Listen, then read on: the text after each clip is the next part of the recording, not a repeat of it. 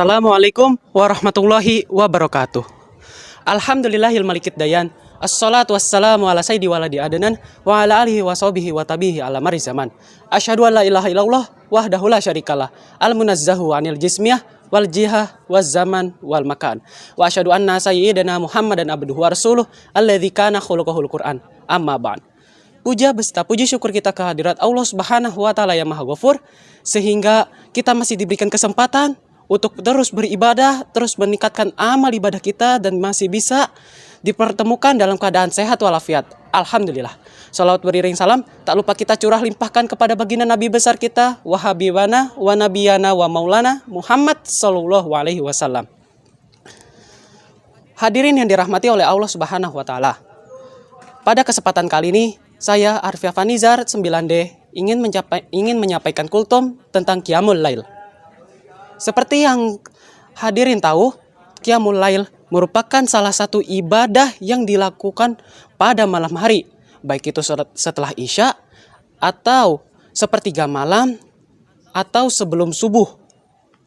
Nah, Qiyamul Lail ini merupakan kebiasaan orang-orang soleh, bahkan Rasulullah pun sering melakukan Qiyamul Lail.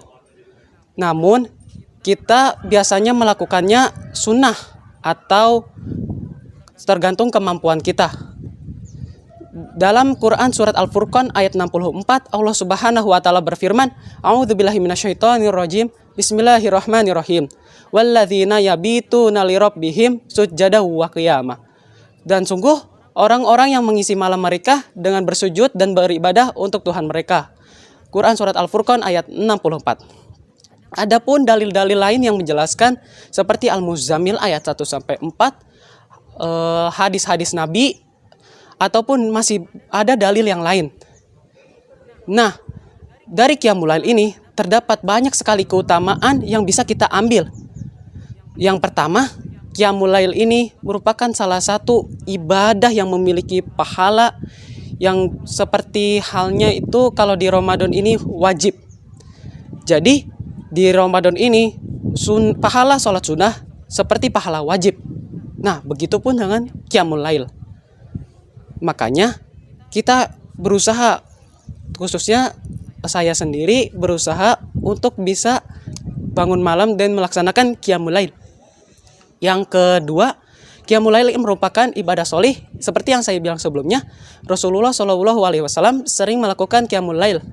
Bahkan Syekh Al-Nasir dalam kitabnya mengatakan bahwa orang yang terbiasa melakukan Qiyamul Lail itu merupakan wujud kerendahan diri kepada Allah Subhanahu wa taala. Dalam suatu hadis juga disebutkan Rasulullah SAW bersabda, "Wahai orang-orang yang beriman, lakukanlah atau biasakanlah Qiyamul Lail, karena sungguh itu merupakan kebiasaan orang-orang soleh dan juga merupakan sarana mendekatkan diri kepada Allah, sarana penghapus dosa, dan sarana untuk menjauhkan diri dari maksiat." Hadis riwayat Tirmizi. Yang ketiga, Qiyamul Lail merupakan salah satu sarana kita untuk mencapai Qiyamul Lail. Apalagi di bulan Ramadan ini, ada yang namanya malam Lailatul Qadar, malam yang lebih baik daripada 1000 bulan. Malam ini hanya didapatkan setahun sekali. Makanya kita pergunakan Qiyamul Lail ini sebagai sarana kita untuk mendapatkan Qiyamul Lail, agar kita bisa agar kita malam itu tidak sia-sia, ataupun kita tidak mendapatkan apa-apa pada malam itu. Yang selanjutnya, Qiyamul Lail merupakan ibadah yang doanya itu diijabah.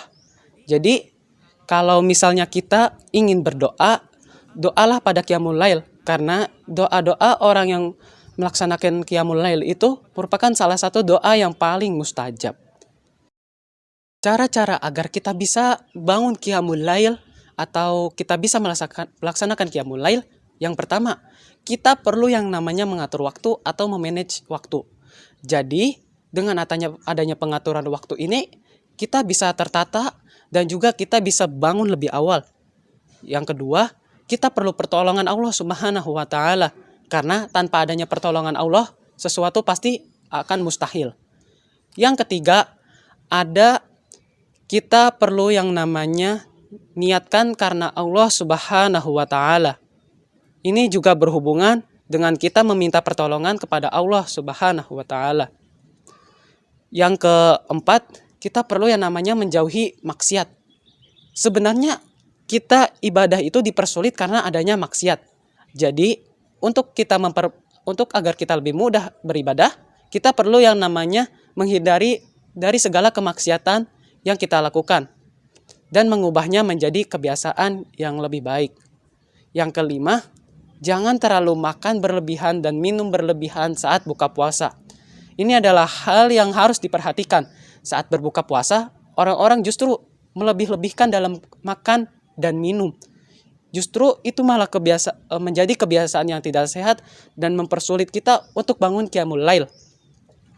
Semoga dengan adanya Ramadan ini, kita bisa melaksanakan qiyamul lail dan juga kita bisa meningkatkan ibadah kita dan mendapat ridho Allah Subhanahu wa Ta'ala. Amin ya rabbal alamin.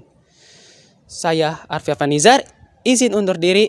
Mohon maaf apabila ada kesalahan kata dari saya, karena sesungguhnya kesempurnaan hanyalah milik Allah Subhanahu wa Ta'ala. Wabillahi taufiq wal hidayah wa akhiran unzur maqala wa la tangzur man qala. Wassalamualaikum warahmatullahi wabarakatuh.